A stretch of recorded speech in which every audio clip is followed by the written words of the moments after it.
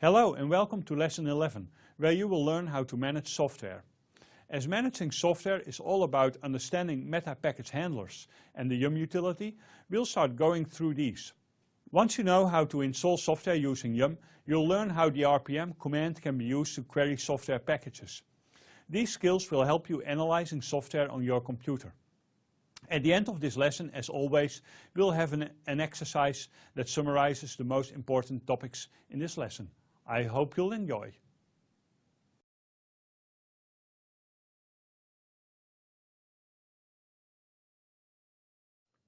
So for package installation on Linux, we have something really cool, but in the beginning it wasn't that cool. In the old days, when you wanted to install a package, you used the RPM command. So RPM-ivh blah.rpm. So what is happening? The RPM command -i is doing an installation, verbose, and it shows hashes about progress, but that's not too important, of any RPM you wanted to install. So what was happening here is that the command was going to analyze and see if there are any dependencies. A dependency means that in order to install this package, another package is needed. And in those days, if there would be dependencies, the RPM command would stop and complain that this package needed dependencies. That has happened to me once while trying to install an RPM. It complained about 4 dependencies, so I went down and downloaded all of those 4 dependencies. And once I finished downloading all of the dependencies on the first dependency I wanted to install, it told me that there were 20 missing dependencies. That's when I stopped and started using Windows again for some time. But fortunately, nowadays you don't have to do that anymore because we have Meta Package Handler. So the idea is that there are repositories. And repositories are installation sources on the internet. And while working with repositories, you will download indexes. And if you are using a meta package handler, such as yum on Red Hat Enterprise Linux, you would type yum install blah.rpm. So what would happen to the dependencies? That's very simple. The yum command would check in the indexes if it encounters any dependencies. And if it does have dependencies, well, it knows where to find them. And it will just go and get them from the repositories. And that is how you handle dependency problems by using meta package handlers. And they are cool, and you are going to like them.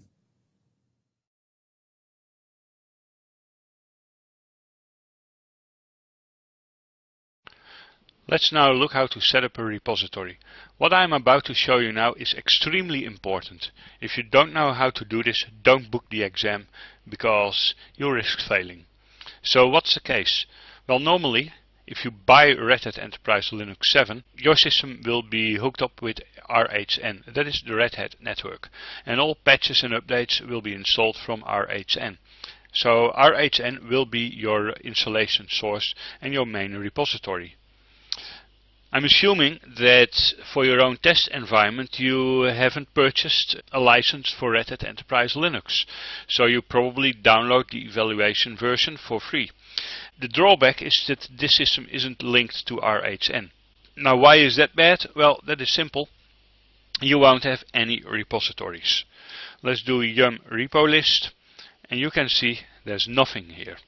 So if you do yum search or yum install or whatever, you cannot do anything, and that is really bad. So to get started, you need to set up your system to use a repository.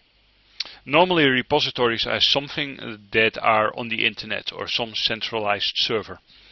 For this demo I have created my own repository in the directory /repo. So I want to use this repo directory as my repository, and to do that I need to go to the etc yum.repos.d directory, and I create a file with the name myrepo.repo. Be careful, it is very important that the extension of the file is .repo. If it isn't .repo, yum is not going to find it. In this file basically you need three things only. So first you need a label for the repository. That would be my repo. You can type in anything you like, it's not really that important. This is the case for the name, which I'm going to set to my repo as well. Then we have the base URL. This is the most important part because here you are telling your system where it can find the repository. After the base URL there is the URI. That's the resource identifier. And the resource identifier can be file : / if it's a local directory, or http : / or ftp : / or whatever else you may be using for accessing your repository.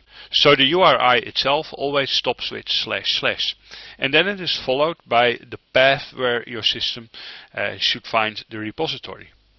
As this is a local path, I need to specify a / indicating the root directory followed by the name of my repository, which is repo. So yes, 3 slashes.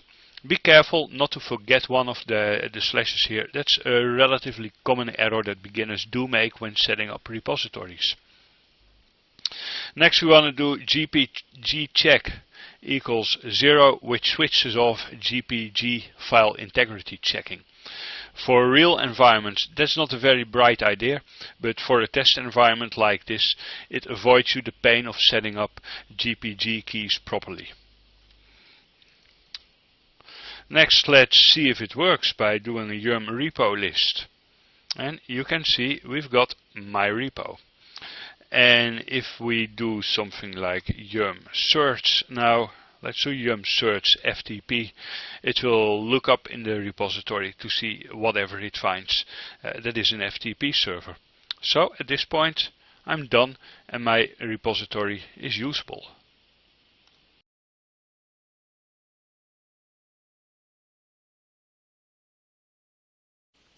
Now that you've set up your repository, you can use the yum command to start using it. Yum is really set up to be an easy to use command. So the interface is almost humanly understandable, which means that you can tell it what you want to do by using instructions that you would use in human life as well. Like I want to search a package, well, yum search would do that for you. So let's do a yum search nmap, for example, which shows me everything that is nmap. If I wanted to install something, well, yum install will do the trick. And the installation will also do an analysis of dependencies. So it checks if there are any dependencies. In this case there are no dependencies, but it will always give you a nice overview with the amount of the dependencies, the total download size, the installed size, and it asks you if this is okay. Well, that's okay for me. And then it goes to the repository, downloads and installs the package, and then it's done. The installation of the package itself is done by using the RPM package that sits behind it. And in the RPM package there may be some post-installation tasks that are defined in the script. So if there's a script that needs to be executed, yum will do that automatically for you. Another useful command is yum list. You can do yum list all to list all packages that are available, which is a nice way of showing packages that have a specific version. You can also do yum list installed to get a list of all the packages that are installed on your system. And combined with grep, this can give you useful information. Another way of using yum is the situation where you don't exactly know which package to install. Let's do, for example, yum search SEManage. SEManage is an important tool that you will use when setting up SE Linux. And when I do a yum search on SEManage, well, it only finds these 3 packages. And these are packages that do contain the string SEManage in their name or their description, but they don't contain the binary SEManage that I need to set up an SE Linux environment. So yum search in some cases isn't good enough.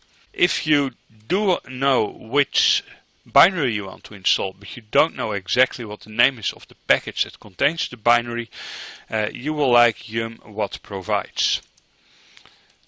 Yum what provides always needs */ to indicate that it needs to search some file pattern, and when I do yum what provide */semanage, it's going to check my repositories. It is going to give me all the packages that contain the file name I was looking for. And in this case you can see the name of the package is Policy Core Utils-Python. Yeah, that is something that you wouldn't figure if you're looking for the semanage utility. So if I wanted to install that, well, the next step would be to do a yum install Policy Core Utils-Python. Did you see that, by the way? I pressed the tab key to use command completion on Policy Core Utils. Bash command line auto completion in RHEL 7 has become much smarter than it was in previous versions. And in this case you can see that it was already installed. Okay, that doesn't really matter.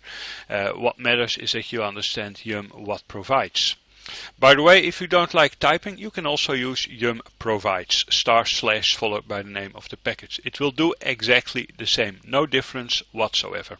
Personally, I like what provides because it's more human to think, hey, what provides this and that.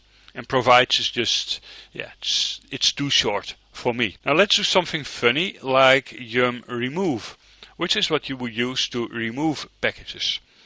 If you're doing that, it's going to analyze dependencies. So let's see what happens if I do a yum remove bash. Well, it's going to check my system and it will find that some packages do depend on a bash binary.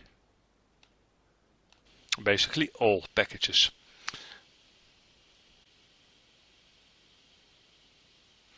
And in the end it will fail.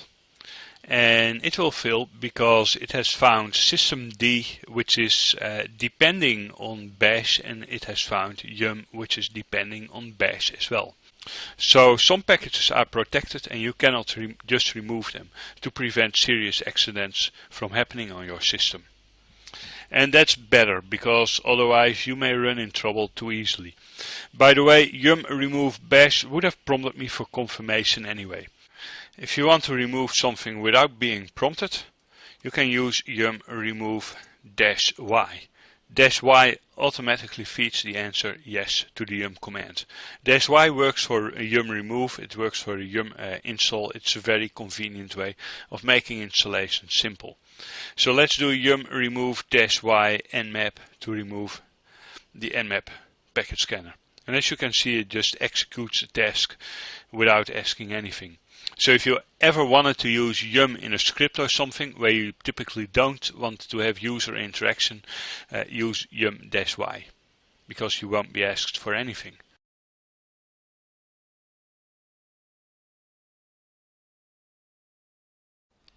So as you have understood by now, everything that is installed on Red Hat Enterprise Linux comes from an RPM package. Even if you don't use the RPM command anymore to install packages, the RPM command is still a very useful command. In fact, it's one of my favorite commands. And I will show you why. It's because of RPM queries. So all software that is installed on your computer is tracked in an RPM database. And on this database you can perform queries to find out status information and much more about packages. So let me work out an example. In this example, I want to know more about some program. And this is a situation that every Linux administrator has from nowadays.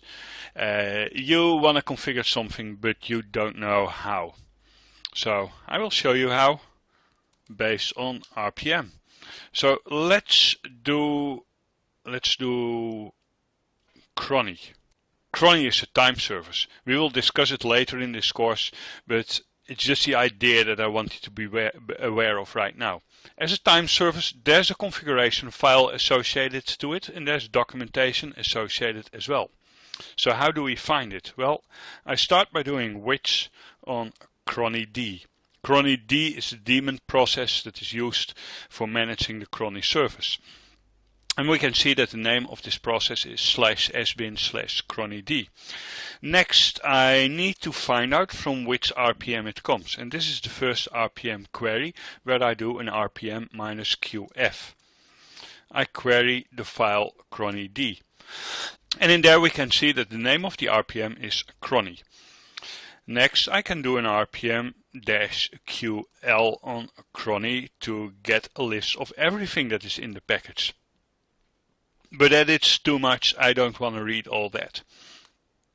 So instead of doing RPM-QL, I'm doing RPM-QC, query configuration files.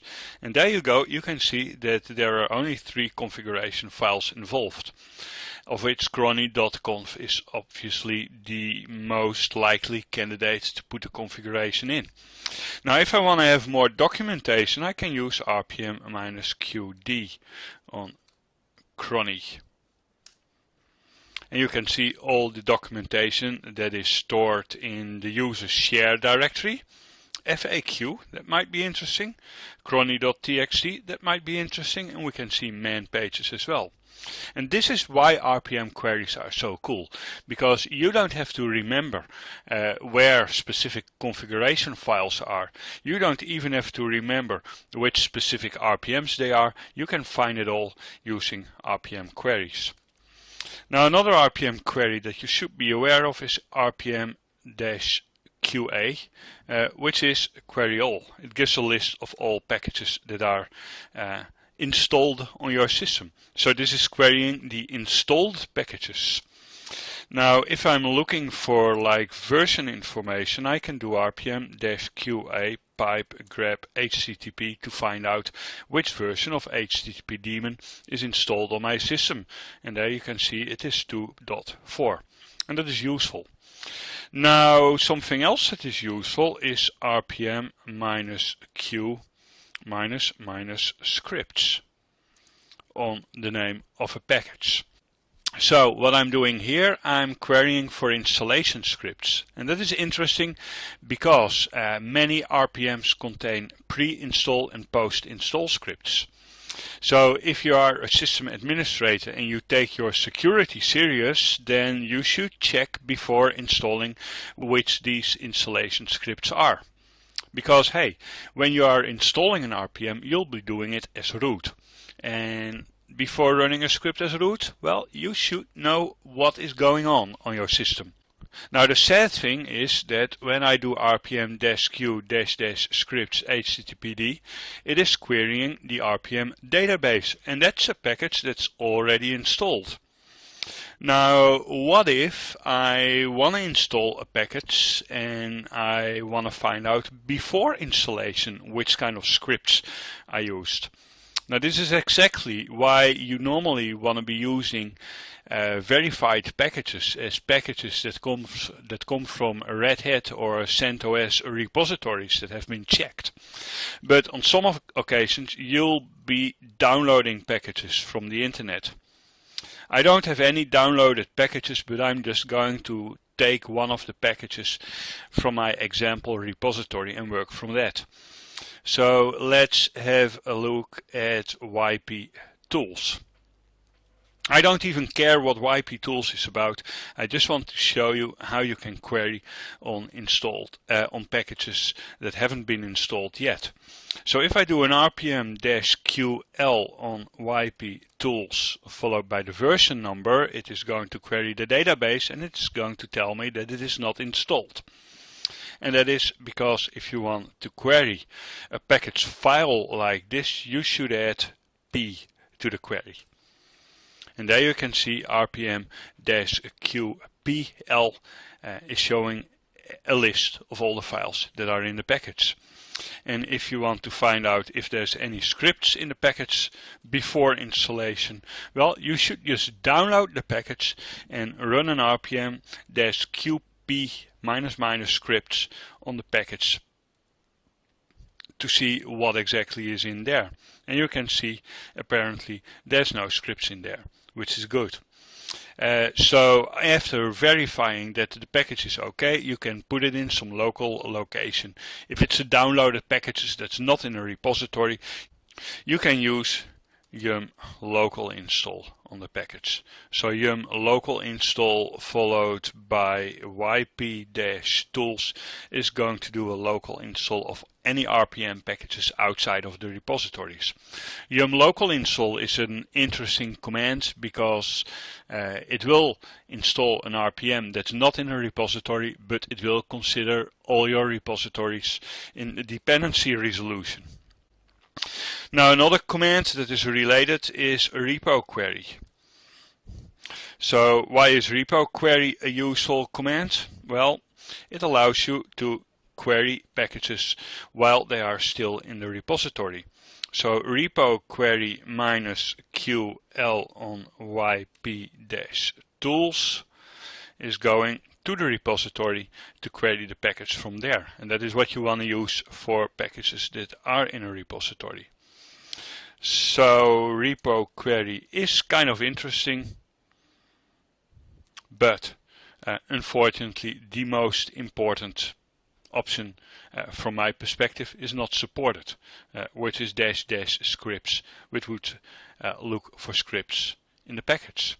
So if you want to be sure, you still need to download the package, or you just need to trust that Red Hat is doing a good job while offering packages through RHN.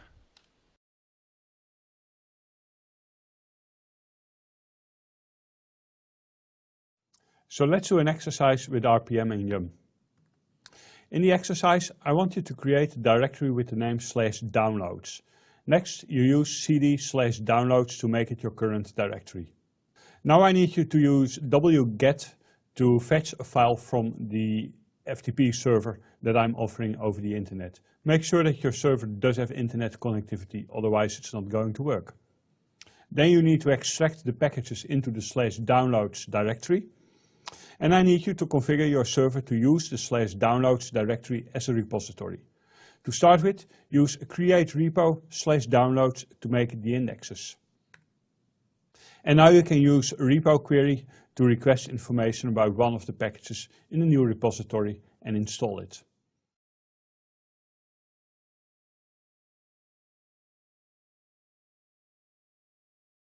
So in this chapter you have learned how to work with the repositories, with Yum and with RPM.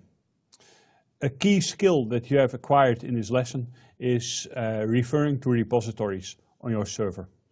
Because if your server doesn't have any repositories and you don't know how to create repositories, well, that makes installing software very hard. So make sure that you know how to set up repositories. Using the yum command is easy and you shouldn't have a problem with that. The RPM command is a very important command as well, especially the query functionality that is provided with RPM.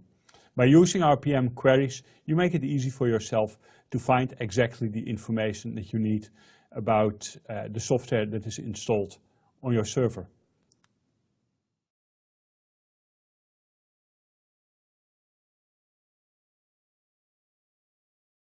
So in this chapter you have learned how to work with the repositories, with Yum and with RPM. A key skill that you have acquired in this lesson is referring to repositories on your server. Because if your server doesn't have any repositories and you don't know how to create repositories, well, that makes installing software very hard. So make sure that you know how to set up repositories. Using the yum command is easy and you shouldn't have a problem with that. The RPM command is a very important command as well, especially the query functionality that is provided with RPM. By using RPM queries, you make it easy for yourself to find exactly the information that you need about the software that is installed on your server.